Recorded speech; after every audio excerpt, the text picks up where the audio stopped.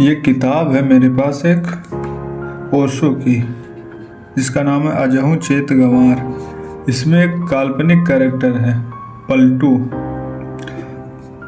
पलटू वाणी पर प्रवचन काल्पनिक कैरेक्टर है, उसके माध्यम से ओशो प्रवचन करते हैं इस बुक में। तो एक प्रसंग ऐसा है जिसमें ओशो बुद्ध के विषय में बताते हैं। बुद्ध ने अपना राजमहल छोड़ा तो उनके सारथी ने जब उन्हें छोड़ने गया जंगल में, उसने उनके पैर पकड़ लिए। सारथी ने, बूढ़ा सारथी, बचपन से बुद्ध को रथ पर घुमाया, बचपन से बुद्ध को बढ़ते हुए देखा। उसका भी बेटे जैसा लगाव है बुद्ध से। उसने बुद्ध के पैर पकड़ लिए और कहा कि यह क्या कर रहे हो, यह जंगल में कहाँ जा रहे हो?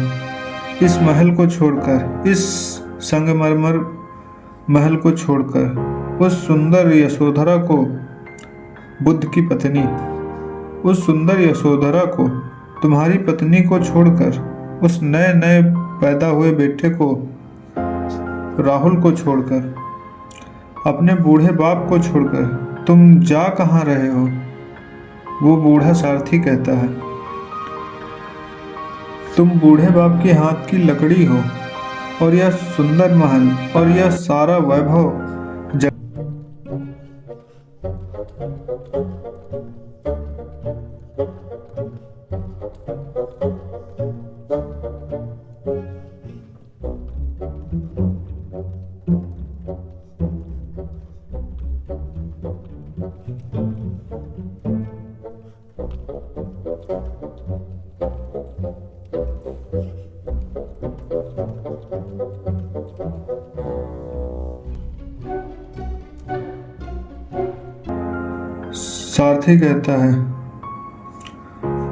सारथी कहता है बुद्ध से, तुम्हारा दिमाग ठीक है? तुम महल से छोड़कर जा रहे हो।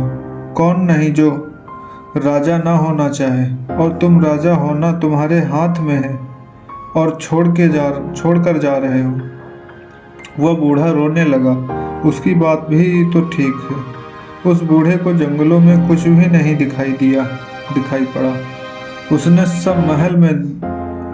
सब महल में दिखाई पड़ता है। गरीब आदमी का धन महल में मालूम होता है। यह तो कभी कभी अमीर को समझ में आता है कि महल में कुछ भी नहीं है। यह तो किसी अमीर के अनुभव में बात उतरती है कि यहाँ कुछ भी नहीं है, क्योंकि देख लिया, कुछ पाया नहीं। शोरगुल तो बहुत है, सार बिल्कुल नहीं। बुद्ध हंसने लगे। उन्होंने कहा, तू मेरी तरफ से ठीक कहता है, तू तेरी तरफ से ठीक कहता है, लेकिन मेरी तरफ से वहां कुछ भी नहीं। वहां से मैं देख कर आ रहा हूं। तू तो बाहर था बूढ़े, तू तो सारथी ही था। मैं भीतर रह कर आ रहा हूं। वहां कुछ भी नहीं है। और जिन्हें तू महल कहता है, सुंदर आलीशान वैभव से भरे संगमरमर के, उन्हें मैं केवल लपटों में जलता हुआ देख रहा हूँ। मुझे जल्दी दूर निकल जाने दे, इसके पहले कि वे मुझे भी खाक कर दे, क्योंकि वे बहुतों को खाक कर चुके हैं। मेरे पिता और उनके पिता को और उनके पिता को, वे सब वहीं खाक हो गए। मुझे भाग जाने दे। वहां लपटें उठ रही हैं। वह बूढ़ा देखता है महल की तरफ। वहां कोई लपटें नहीं। यह बड़ा दृष्टिकोण का भेद है। और बुद्ध ने जो कहा था ठीक ही कहा था, क्योंकि जंगल में ही मिला जो धन था, परम धन था। वह एक दिन बैठकर जंगल में ही मिला। वह 6 साल तक अथक खोज के बाद एक दिन निरंजना नदी के तट पर वट वृक्ष की छाया में बैठे हुए वह धन बरसा। तो एक दृश्य धन है,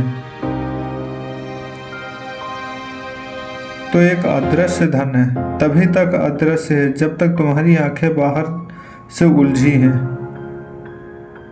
उसी दिन दृश्य हो जाएगा जिस दिन तुम्हारी आंखें बाहर से मुक्त हो गई।